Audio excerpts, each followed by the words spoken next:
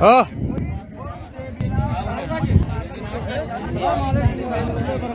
Yasin keenya.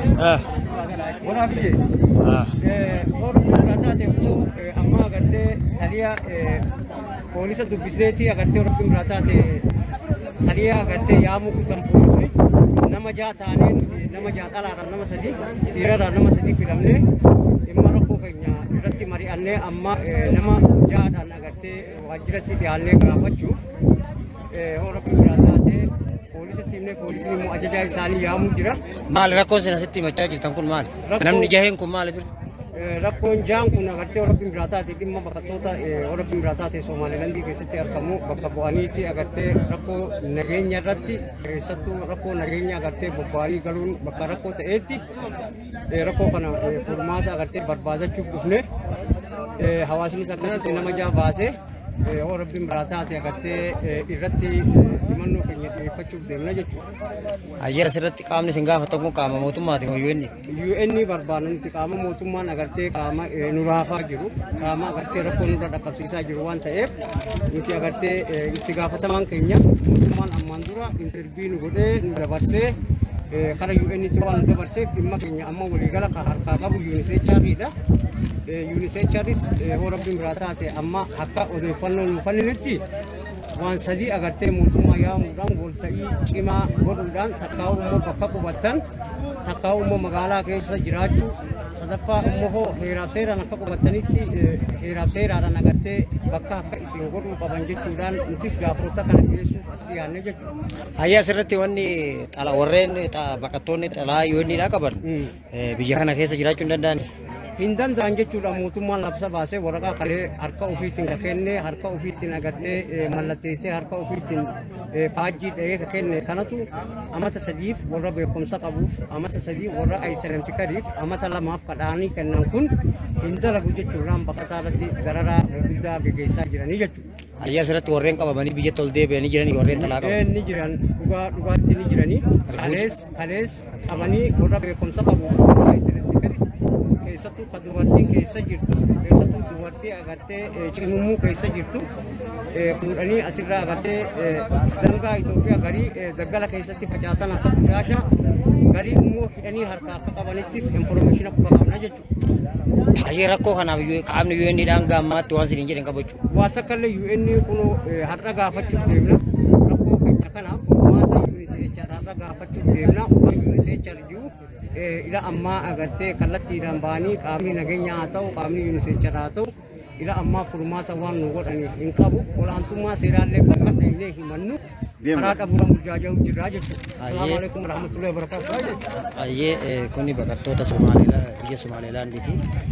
Egaa dhiyeenya kana akkuma waliin quba qabnutti hundi keenya baqattoota xalaa UN qaban warreen beekumsa qabanii fi warreen hin qabnes gama Itoophiyaatti gurguramaa jiran jechuudha. Amma eegassi waraqaa kana fudhatte amata meeqa? Amata 15. Amata 15 kana interviews hin goone? Namni tokko namni dalagaa waliin jiru. Dhuftee hin gaafanne? Yarraa hin dhufee gaafadha. Maatii meeqa qaba? Maatii biyya torba kana wajjin. Torban kana irra si guutan moo irra si hin guunne? Tokko qofaa irra guutamee malee amma irra jira. Eegana ati laandina kana dhuftee gaafatte? Ilaa amma kana amata amma kana yarraa baatii taa'ee baatii keessaa baatii sadii taa'ee ati amma ana dhufumatti jiru. Jecha gaafii deebisaa si kennani? Takka damina kan hin jiru si khatamne si dabarsinaati deemu qofa. Rakkina irra qaama keetii kan laguun sarba miilota kun gama miilaatiin irra na fakkaata. Hayyama waraqaatti baarbara hakimaa dhaqee ilaalee waraqaa naa kennanii asitti walaaluu dandeessu kan jedhu manni hakimaa argeessaadha. Ayyee. Waraqaa sanillee koppii godhee kanneen narraa fuudhuu didanii ilaalcha keessumaa hin qabu.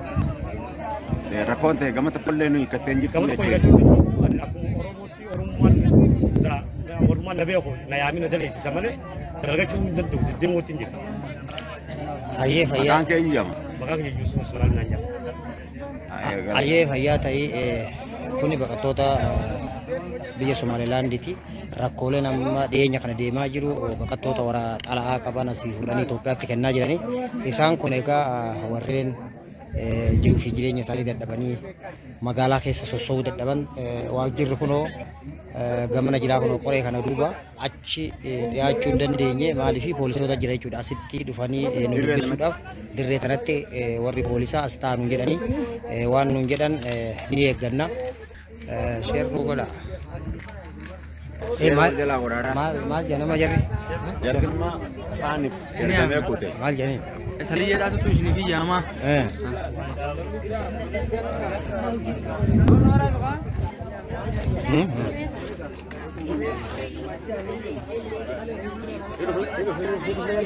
Mayani?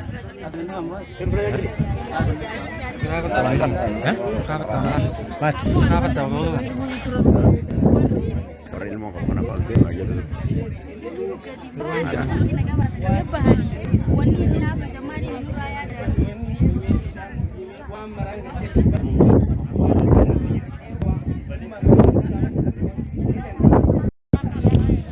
Hayyee warreen asitti walitti dhufan kun baqattoota Oromoo biyya Somaalilaandii dhiyeenya kana magaalaa keessa sossoo'uu dhabuudhaan mooraa UN duratti walitti dhufanii mooraa UN kun kan dura jiru kana achi dura poolisoonni dhorkuraa qoree kana keessatti walitti dhufanii jechuudha. Kanaaf wantoota laa qabanii biyya kana keessatti manarraa gabba'uu dadhaban.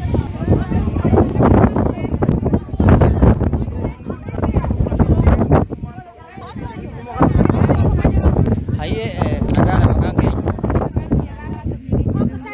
Maali waliin dhuftan asitti?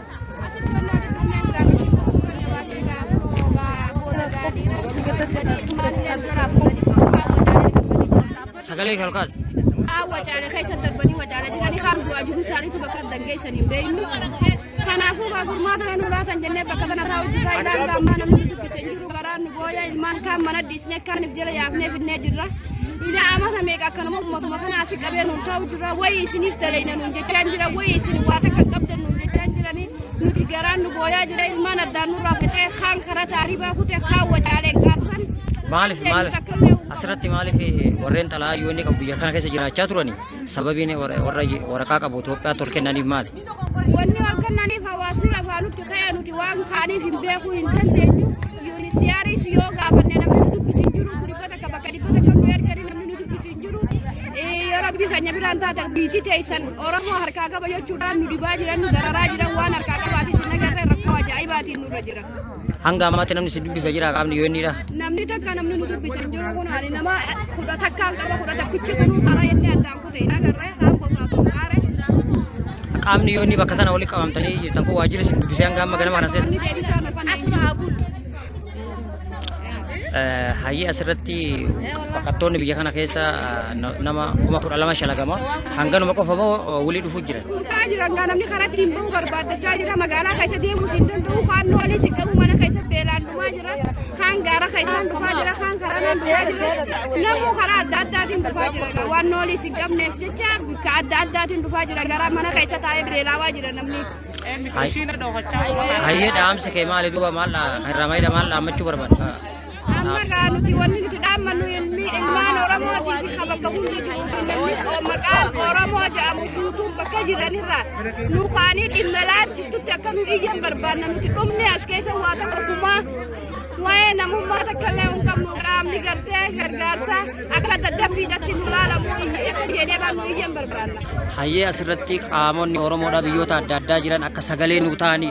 Akka sagalee nu ta'anii bakka jiranii nu laalan dubbii teenya kana nu laalan ilmaan kaan ta'uun baharaan qaaran kaan wajaalee qaarsanii nu addaan faffacaasanii nuti jiru as keessatti deemnu takka illee hin qabnu yeroo tanaa amma dhaabbannu kanatti daddabbiidha furmaata kan nu laatan barbaanna. Hayyee galatoomisin jenna. Hayyee jarri kunoo hundi qote jiran. Ati haali sibataa fiyaa.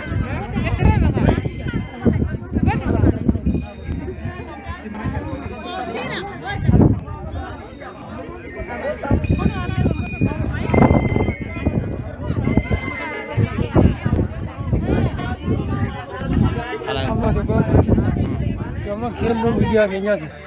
Eh, Sanirratti dabarsaati anaaf ibsaarra dhuftu.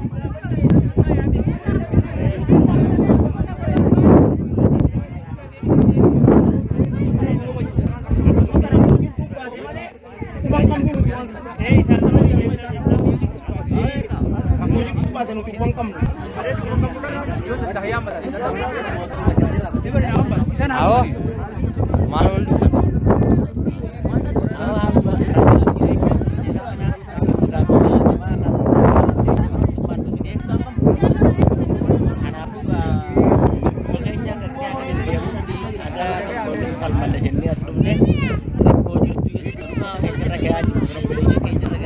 Maal rakkoon jiru kun maal? Warri biyyaa biyya isaan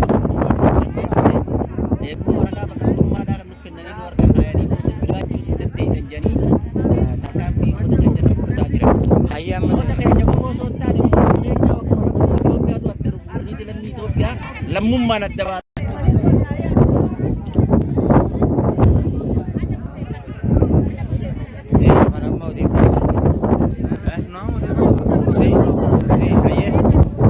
maqaa kee wajjin hayyee maaliif bakka kanatti walitti dhuftan? Sagalee ol kaasa. Bakka kana keessatti nageenya dhabnee raafayanii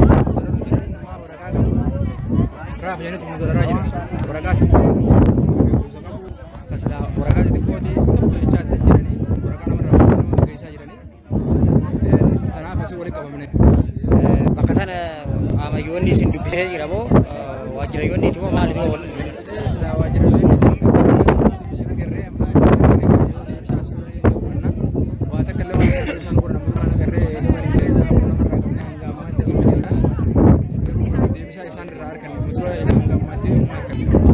namoota xalaa yoonni qabu asirraa fudhee Itoophiyaa dabarsanii jira. Nama maqaa beektu qabda. Garuu ani qabu namni qabu sun jira jaayee yaada garuu gamas keessa hin dhabu kan dhageetii qabu jira nama ija kan hin ammoo obboleessa kiyyaa jira kan deemee jiru waraqaalee harkaan qabu makriiba dheengadda fuudhanii makriiba irra fuudhanii raawwarraa Beekumsa ni qaba. hin qabu waraqaa hin qabu warri yoomisa nama Hayyee sun egaa warreen seera hin qabne mootummaan biyya tokko ofirraa dabarsuu danda'a. Kanaaf warreen xalaa yoonni qaba warreen asirraa Itoophiyaatti kennamanii jiranii.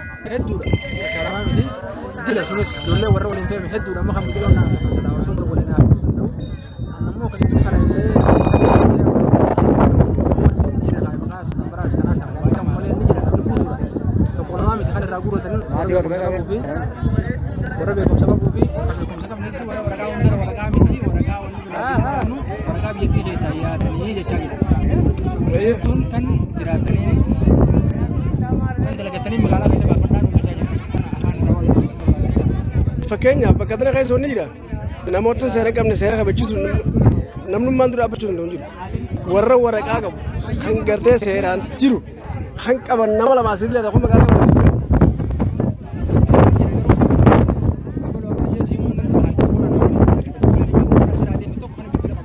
Hayyee gaariidha sitti deemina sitti deemina. Hayyee kanneen asitti walitti dhufan kun baqattoota biyya Somaalilaandiiti. Dhiyeenya kana biyya kana keessatti warreen jiraachaa turan xalaa yoonniitiin jiraachaa turanii dhiyeenya kana wanni taa'aa jiru immoo kana migireeshinaatiin warreen beekumsa xalaa yoonnii qaban qabamuudhaan gara Itoophiyaatti ol kennamaa jiran egaa irra waajjira yoonnii duratti walitti qabamanii mirga qaban san falmachuudhaaf as taa'aa jiranii waajjira dura taa'uu dadhabuudhaan bakka kanatti walitti qabamanii jechuudha. Hayyee Wallahi dhugaadhaa waraqaata nama irraa sadii naqabanii marraa sadeenu maallaqa kan itti malee dala iyyuu jechuudha. Naqabee abbaa maatii biyya. Rakkoon biyya tana keessa jirtu abbaan manaa narraa gabbaan jechaa jira. Firaa warri biyya gabbaatanii dalagatti jechaa jira. Haala abaarii haala rakkoo biyyaatiin waliin nuti haala magariisii nuti jiru UN nu quban qabu. Rakkoo UN eega baqatummaa nuu kennite hawaasa biyyaatti hojii akkaataatti jiru gaafatee nuti rakkoo guddoo irra jira. Nama alaajee nama gabatee nu geessanii jiran intala dhalaadha.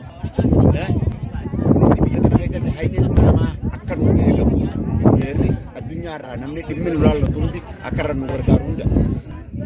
Hayyee asirratti warreen xalaa beekumsa yoonni qaban warreen qabamanii Itoophiyaatti kennamanii jiranii. Ni jiran jechuun dhagee malee tana kijiba inni immoo ni dhagarree jetti yaana balu jee namaan beekuu qabu namni nama kuma sadii wayin as keessa jirra wayin nama xiqqaan jirra. Hayyee asirratti magaalaa kana keessatti bobbaatanii galuu dadhabuudhaan har'a ganama kana walitti dhuftaa waajjira yoonni duratti qaamni yoonni dhaama hanga ammaatti kan sin dubbisanii jira. Amma manguddootu fuunee askaraan itti ol deemanii namni dhufee dhimmaan nu dubbisatu kan isaanii hin jiran.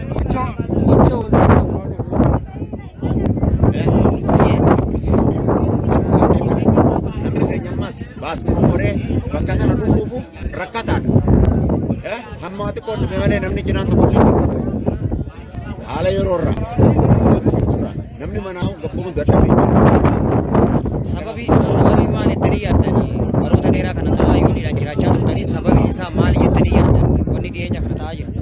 Wanni amma ta'aa jiru taa'ummaan dura nurratti hin taa'amiin dur namni waraqaa qabu raafarraa nagaa qaba bobbahee alaa nagaa hin galu amma bobbaanee galuu dadhabne waraqaa qabnaan hin dandeessan biyya teenya illee dantanaa miti waraqaan nuti fe'u yoo ta'e biyya teenya qabaanne daangaa keenya dabaluu asii qabanii kan ol geessan kana mootummaa Itoophiyaatti kennammoo daangaa Somaalilaandii dabarsanii facaasaa jirammoo hanga ammaatti namoonni kutaa kurka gaddeebi'anii jiranii. Hin agarre nama gaddeebi'e. Kanaaf mee amma asirratti waan amma walitti dhuftanii furmaata maal jettanii yaadda furmaata? Furmaata nuti miidhataa waraqaa nuti takkaan furmaata nuti isaa daangaa biraatti dabarsu takkaan furmaata jettee namummaatti eegamee jiraachuu. Asirratti baqattoonni biyya kana keessatti kun 12tu shalagama. Har'a wanni argaa jirru baqattoota xiqqaadha. Sababii baqattoonni kun bahanii yeroo hunda mirga isaanii falmachuu dadhabanii maal jettan? Waajjira kana dura nuti askarri nu dhaabbatu sitti dhiisu maali ajaan teejjeessee adeemanii nuti baqatumaa fakkaan nu as keessatti. Ni reebamna reebicha irraa hin dhaga'umaan. Kanaaf warreen akka keessanii manatti hafaniif maal laamtan yoo mana ta'anis qabamaniiti manni isaanii akka dhufanii mirga fi falmatan. Lubbuun du'aa ta'eessu du'aan dhabu. Sanuu mana ta'anii numa du'anii deemanii numa du'anii rafanii dura soso'anii duwwayyuu dhufanii ilmaan isaaniitiif maatii isaaniitiif mirga isaanii falmatanii xurree takka argachuu. Miidhaan hanga ammaatti namoota kana yeroo qaban gama poolisaatiin irra ga'ee ni jira. Wallaahi kan ijaan agarree qabu tumamee caccabee himama. Waan akka diinagdee waan akkanaa himamaa jira. Jira sun kan moobila irraa fudhanii jira mallaqa saaqsee akka hundi mijanii irraa fudhatanii jira.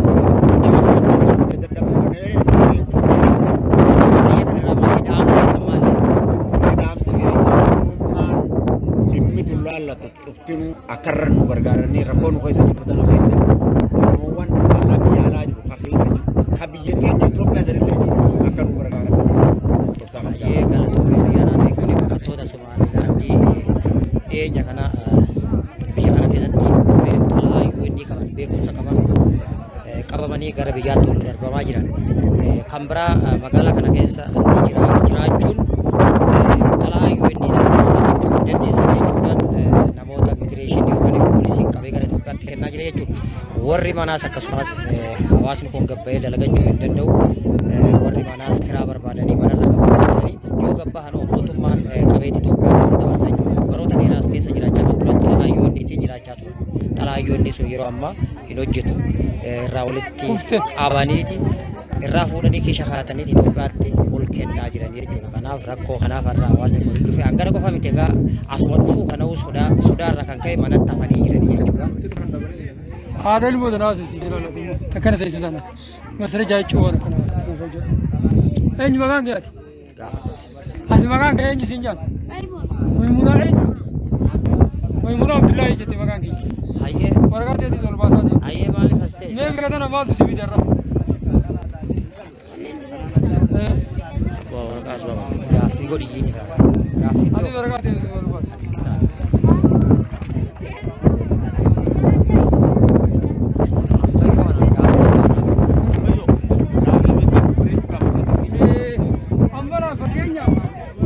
Maaliif as dhuftee? Maaliif katana ka dhufte? Ol goori isa kanaati. Gamana laali. Isa laalaa. As laalaa sa'i. As laalaa sa'i laal gubbaa kana laaliin. Laaliin isaa laali. As laalaa sa'i.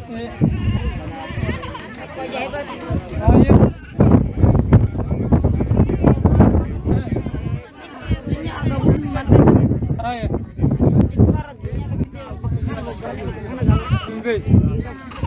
waraqaa sana eega waraqaa sana si harka kaayan hoggaan beekan bara kuma lama kudha saddeet fudhatee jechuudha akka faranjiitti bara kuma lama kudha saddeetii fudhee jedhu ilaa har'aan tanaa uummata kan goone alamsii kanuma jalaa jiru jechuudha harka kan eenyu si dhabe Abbaa ijoolleetu jira. Abbaa ijoollee bira harkaan kan guyyaa harki guyyaa caalaa dalagatu hin ta'u. Naan.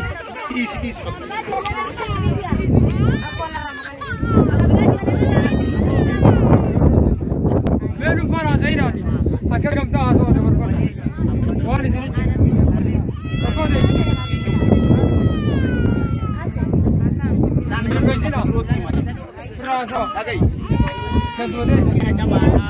namni dubbatu fedhe jira.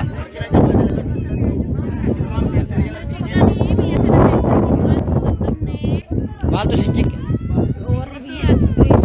Sababiin hayyee maali? Hayyee isin kun nama waliin dhuftaniif baqattoota bakka tanarratti dhugaadhaa dhiyeenya kana baqattoonni asirraa xalaa turan ittiin jiraachuu turan irraa fuudhamee Itoophiyaatti darbamaa turan ni beekna sababii laftuun dhuftanii maali?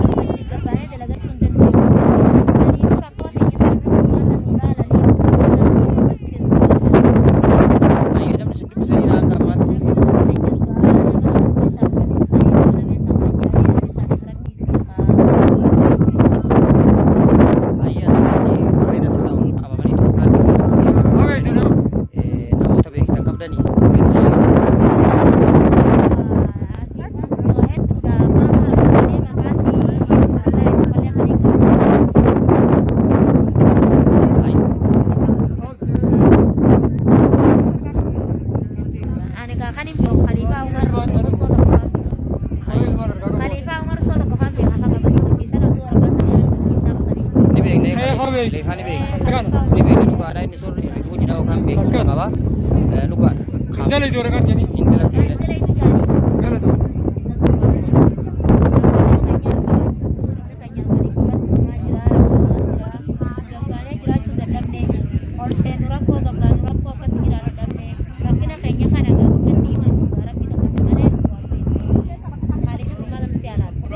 Hayyee kanneen asitti dhufan kun baqattoota Oromoo biyya Somaalilaandii dhiyeenya kana warreen xalaa qaban xalaan jalaa fuudhamuudhaan Itoophiyaatti darbaa turan. Kanaaf mooraa UN duratti walitti dhufanii mooraa UN gama duraa poolisoonni waan dhorkaniif jecha gama duubaa qoree keessatti walitti dhufanii jiran jechuudha.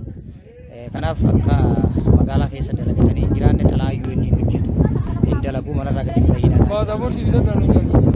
Qaamni UN'dha kan xalaa kana kenneef hanga ammaatti itti gadi hin baane egaa rakkoo isaanii ibsachuu bakka tana taa'aa jiranii.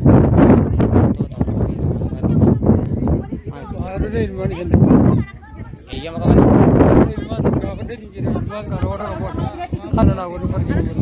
Kana seefi